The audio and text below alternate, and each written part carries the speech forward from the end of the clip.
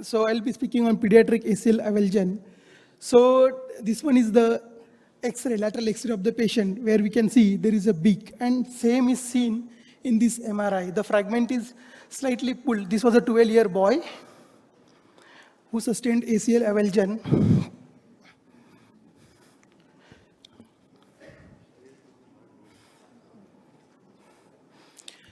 So when he came, so the plan was to repair arthroscopically, considering his age. So I decided to do fascial sparing. So that was his arthroscopic picture. So this was a pretty fresh injury. He came 2 weeks after the injury. Then already there were some adhesions inside. So debridement was done with the help of shaver blade.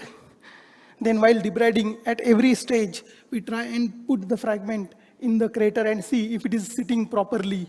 Sometimes because of the starting of the growth, healing of the fracture fragment at a different position. So sometimes we need to remove or debulk the crater so that which should allow this fragment to sit properly.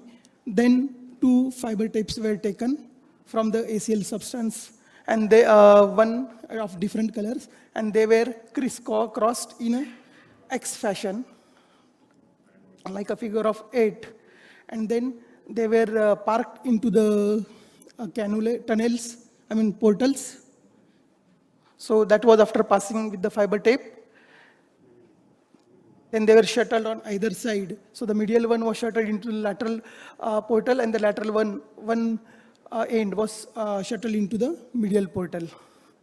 The next step was to create a tunnel, so that with the help of C-arm, tunnels were created, sparing the fasces. So with the help of standard our ACL jig. So my initial plan is always to do at least 2 parallel portals or parallel tunnels on either end of the crater. So like here you can see, I passed one BT pin, then in the same hole, retaining the jig, I passed the BT pin with ethylon loop in the eyelet of the BT pin, so that it can be used to shuttle the fiber tapes. So that was on the medial side of the crater.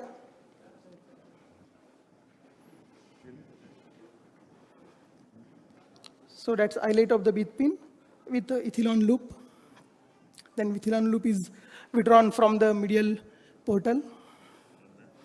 Similarly, it is done on the lateral side. So that second BT pin is coming. Then I'll again remove the BT pin and put it in a from the eyelet side with the loop of the ethylon.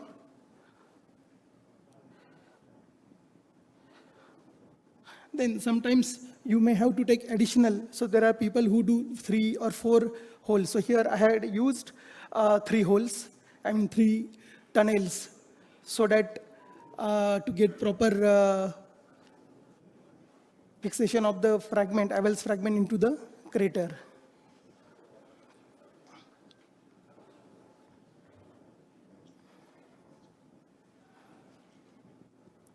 So once fiber tapes are in position, ethylon loops are in position, then we try and shuttle all these free ends of the fiber tape through these loops.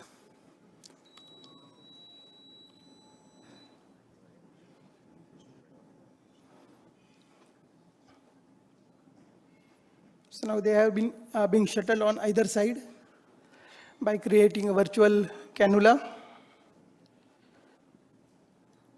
So with the help of this eye stong, you can position the fiber tape if there is any elevated end of the bony piece.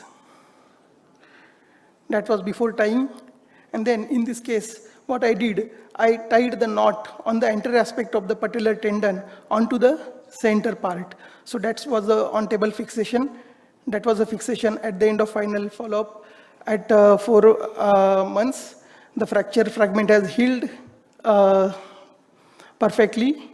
That was patient's clinical outcome.